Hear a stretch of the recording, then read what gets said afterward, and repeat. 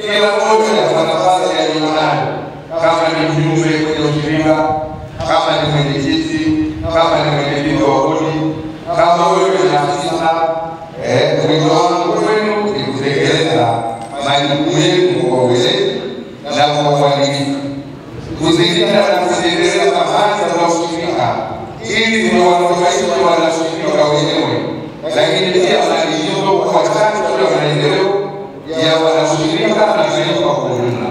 Mara nyingi sisi wanashirika tunasema ushirika hauingiliwi, lakini serikali ndio ilianzisha ushirika na lazima tufuatilie, kwa sababu ushirika uko kwa ajili ya maendeleo ya wananchi na Watanzania, sio kwa ajili ya maendeleo ya viongozi wa ushirika. Kwa sababu ukiwa mwizi haki yako ni kufungwa. Ndio ushirikiano ambao rais anaongelea.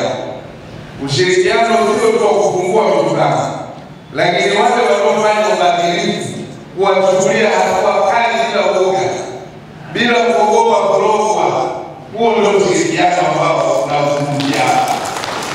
Mkutano huu wa Nyanza, kama ambavyo tunafahamu, chama cha ushirika kikubwa kwa historia ya Tanzania ambacho kwa muda mrefu sana kimekuwa kikifanya kazi kwa kusuasua, lakini kwa sasa tumekuwa na mipango madhubuti, mipango mbalimbali ya Nyanza wanakwenda kufanyia kazi, ikiwa ni pamoja na ufufuaji wa viwanda.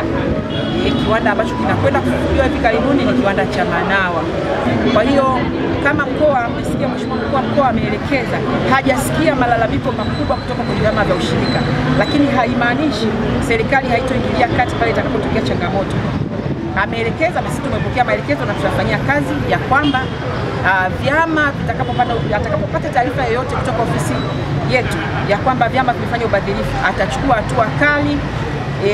Hatomuonea mtu aibu wala hatovumbia mtu macho.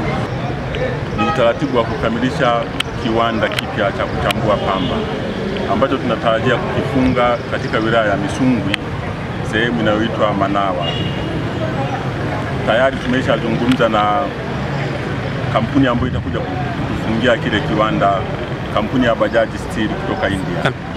Mchakato, taratibu zile za awali tayari tumeshazikamilisha na tumeshakubaliana malipo ya dola 700,000 kwa fedha za Kitanzania ni kama bilioni 1.8.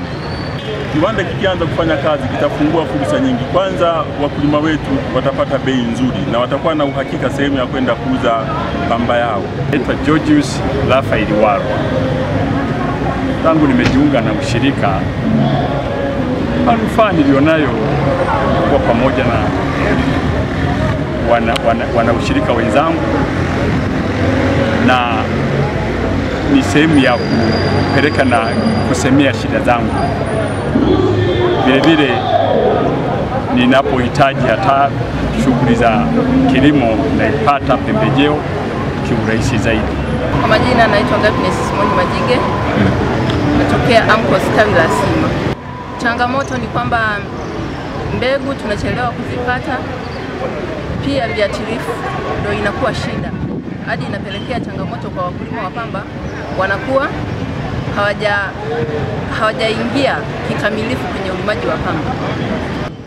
Yaani suluhu yake tunaiomba serikali itusaidie kwa inatuaishia mbegu pamoja na viuatilifu, ili tuweze kuwasaidia wananchi wetu waweze kuwa na msukumo, wawe na moyo wa kujisukuma wao kwa wao bila kusukumwa, kuja kuchukua mbegu pamoja na kulima mazao yao kwa wakati